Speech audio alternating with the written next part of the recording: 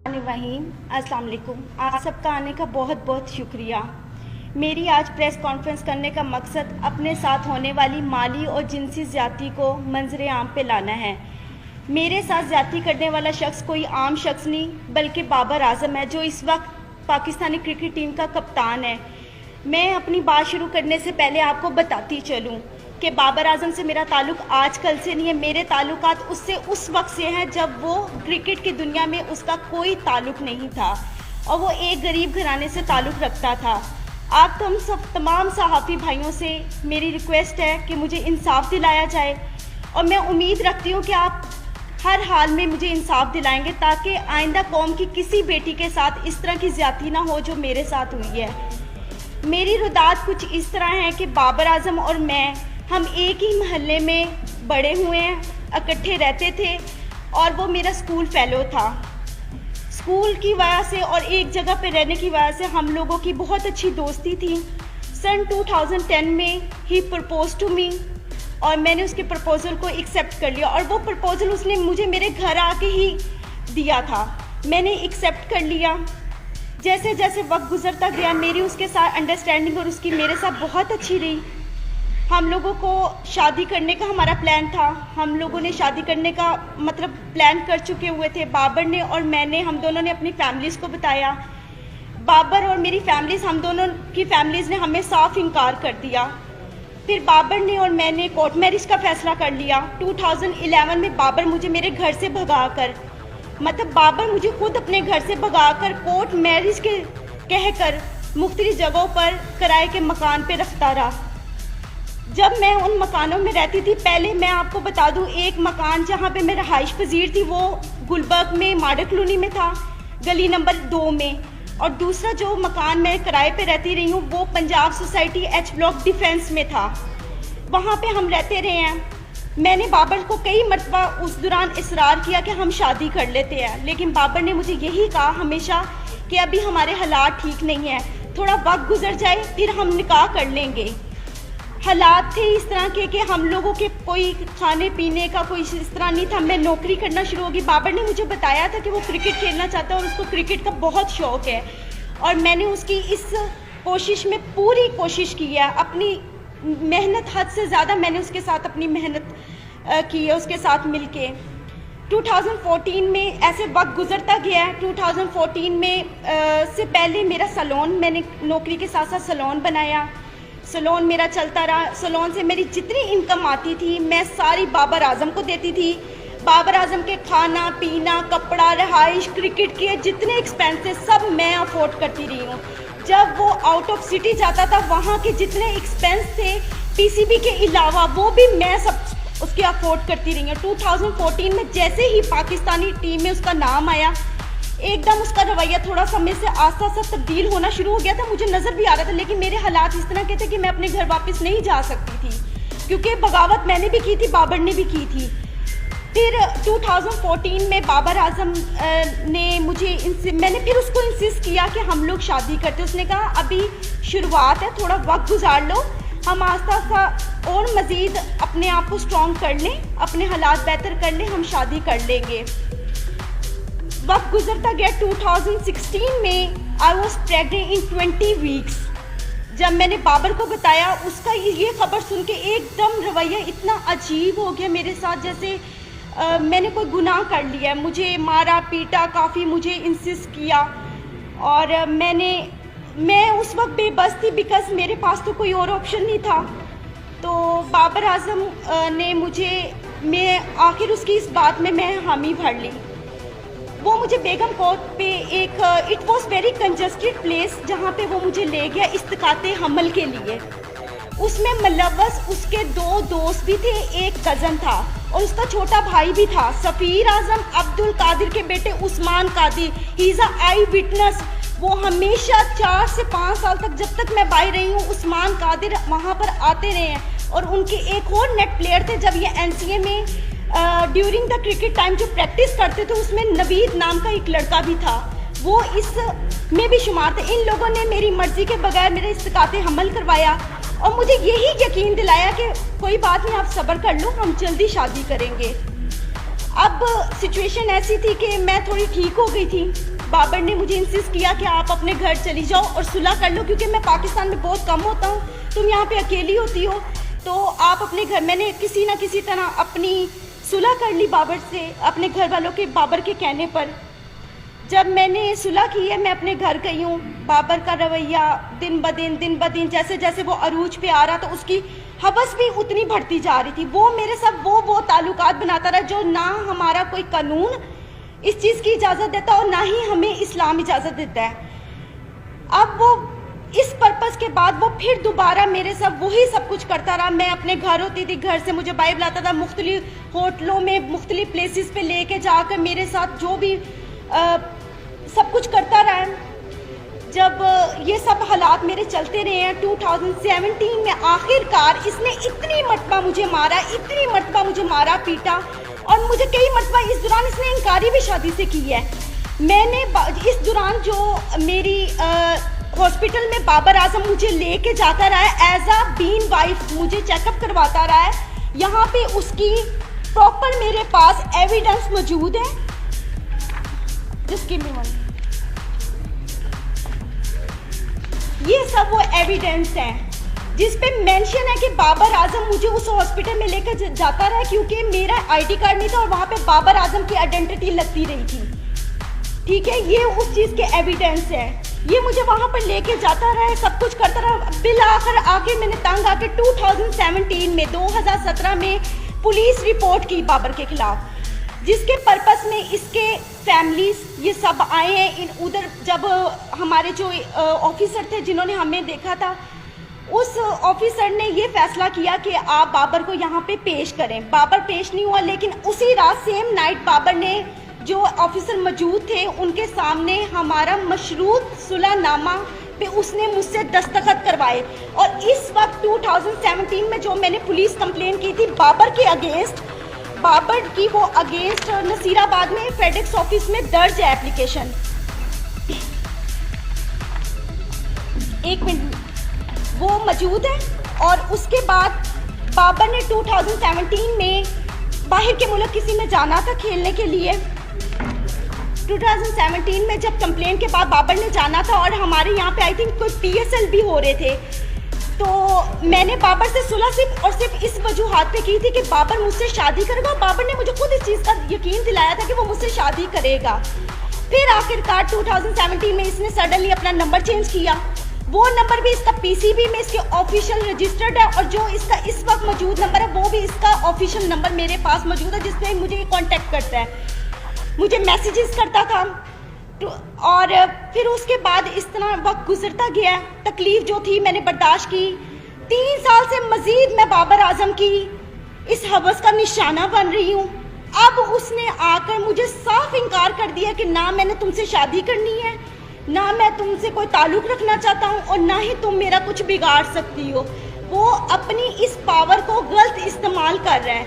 10 साल उसने मुझे इतने बुरे तरीके से जलीलो ख्वार किया, हवस का निशाना बनाया। आज वो बिल्कुल इनकारी पे आ गया हुआ है, बिल्कुल। क्योंकि आज से 10 दिन पहले भी मैंने उसके खिलाफ पुलिस कंप्लेन की, क्योंकि 20 नवंबर को जब इसने जाना था, उससे एक दिन पहले मैं आपको लाइव उस चीज़ के सब सबूत दिखाती हूँ। इसने मुझे कॉल की, इसने कहा अगर तुम किसी भी पुलिस के पास गई या तुमने मुझसे अब मुतालबा शादी का किया तो तुम अपनी जान से भी जाओगे, और तुम्हें यही नहीं पता कि मैं तुम्हारे साथ करूँगा, क्योंकि सारी जिंदगी उसने मुझे मारा पीटा तो वैसे बहुत ज़्यादा है। हद से ज़्यादा ज्यादती के बाद आज मैं यहाँ पे इंसाफ लेने आई हूँ। जी जी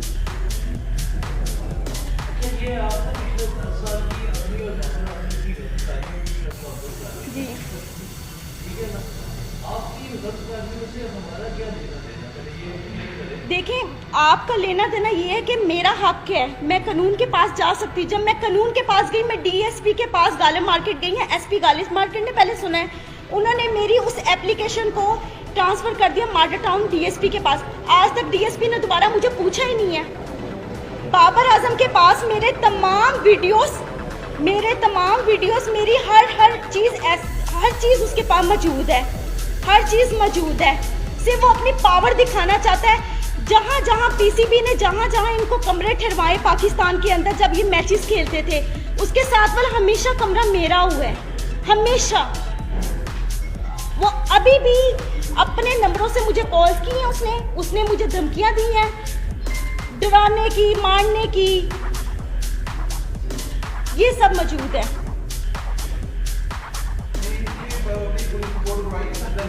जी मैंने करवाई है।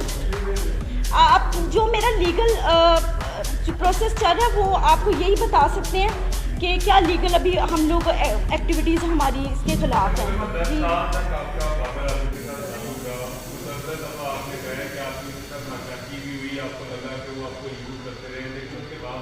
देखिए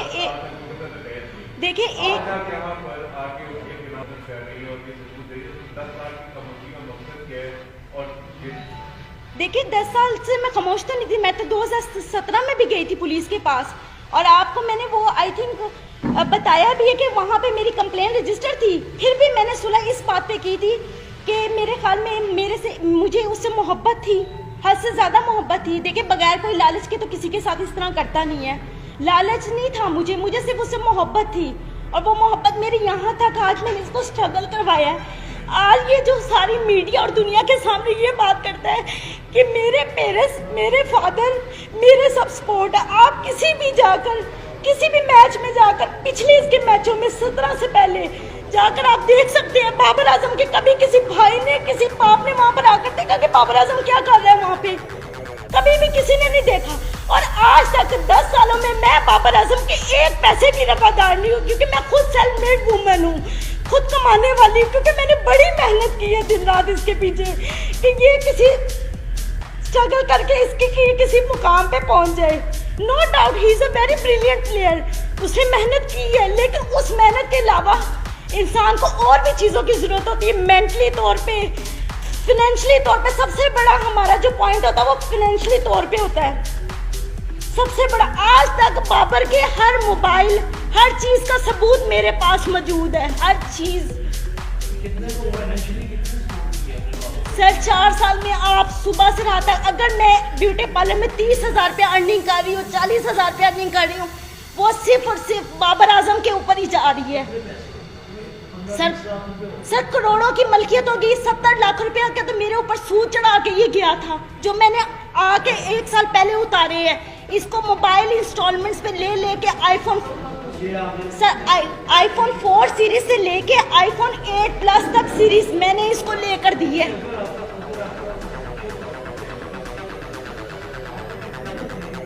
सर मेरा करोड़ों रुपए का बनता है, करोड़ों रुपए का। सर देखिए बात बताऊं क्या है, अगर आप किसी के खिलाफ जाना चाहें ना तो आप उसके प्रूफ भी इकट्ठे कर करके रखेंगे। जिस इंसान का दिल साफ हो वो वहाँ पे कीमतें थोड़ी बैठ के लिख रहा होता है। मैं आपको ये बता रही हूँ कि आज मेरा मुतालबा उससे पैसों का नहीं है, मेरा उससे मुतालबा सिर्फ और सिर्फ इस बात का है कि मेरी इतनी मेहनत का उसने मुझे क्या सिला दी है। आज जी मैंने दे दी हुई है।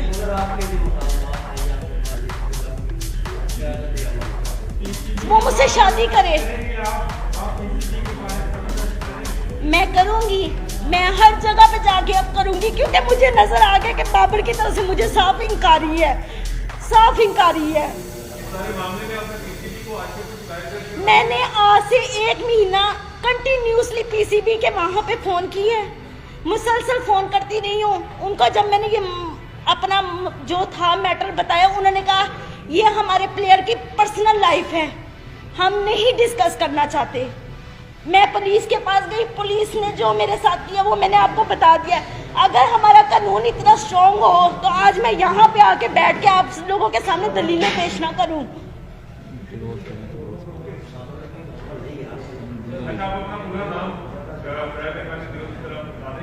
हामिजा जी, हामिजा हामिजा जी, हामिजा। आपकी जो मामला हुआ, आपकी फैमिली के साथ आपकी सुबह होगी, आज आपकी फैमिली के मेंबरान के साथ ताल्लुकात कैसे हैं? क्या आज अपने आप अपने घर में रहती हैं, अपनी फैमिली के पास रहती हैं या आज? जी मैं अपनी फैमिली के साथ रहती हूँ। मेरी फैमिली इस वक्त मुझे सपोर्ट कर रही है, और तब भी उन्होंने मुझे इंकारी की थी कि ये इस काबिल नहीं है, नहीं ये सब ठीक है, लेकिन अब वो उन्होंने मेरी बात को मानना ही था, क्योंकि मैं इतने सालों बाद घर गई हूँ और वो मेरे रिश्तेदारों को, लोगों को यही बता रहे हैं कि इसकी शादी हो चुकी हुई है। अच्छा, आपके काउंसिल से मैं रिक्वेस्ट होगी काइंडली बताइएगा इनका जो केस है उसकी कानूनी साइड पर क्या डेवलपमेंट क्या हो। जी मैं बता रहा हूँ जी। इन्होंने 20 नवंबर 2020 को CCPO लॉर्ड साहब को जी अब्दुल समी, इन्होंने 20 नवंबर 2020 को CCPO लॉर्ड साहब को एप्लीकेशन दी है फॉर रजिस्ट्रेशन ऑफ FIR, लेकिन उस पर स्टिल कोई एक्शन नहीं हुआ था, जिसकी बाबत सेशन कोर्ट में for registration of FIR 22A की पिटीशन दायर की गई है, जिसमें 4 दिसंबर के लिए कोर्ट ने कमेंट्स तलब किए हैं मुतलका SHO नसीराबाद से, और एक दूसरी पिटीशन फाइल की है हरासमेंट की जो आबिद रज़ा खान साहब के साथ स्टिल पेंडिंग है, उसमें 5 डेट है, 5 दिसंबर की है, और एक डैमेजेस का सूट फाइल किया है इन्होंने, वो भी पेंडिंग है for court of competent jurisdiction. अभी तक तो स्टिल लीगल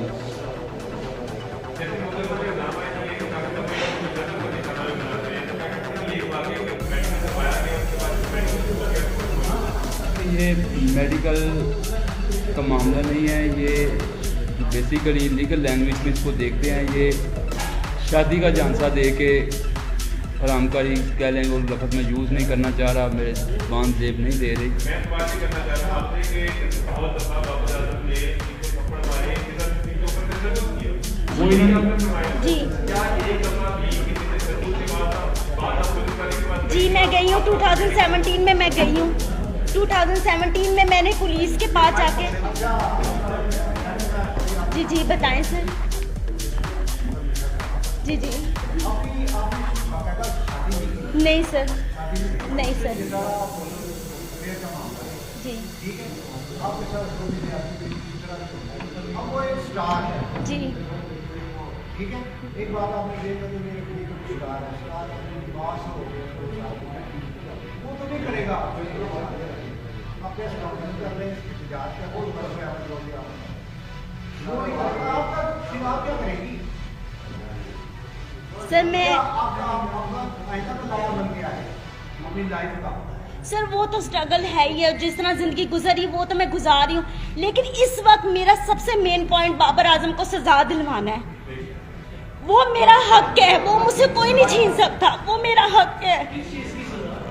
जो ये आज तक वो मेरे साथ करता है, क्योंकि वो मुझे इस्तेमाल करता रहा है, सिर्फ और सिर्फ जहाँ से बाजी में मोहब्बत का कह के यहाँ तक आज मुझे लेकर आया है। अफकोर्स आता है, क्योंकि कोई भी स्टार सिर्फ अपने ग्राउंड में छक्के और चौकों से नहीं बनता, अपने किरदार से और अपनी फितरत से बनता है। ऐसे बंदे का क्या पता कल वो पाकिस्तान को भी बेच दे, ऐसे बंदे का क्या पता है। जिस इंसान की फितरत एक औरत को लेके ऐसी है, वो किसी भी चीज पे कुछ भी कर सकता है। Thank you sir.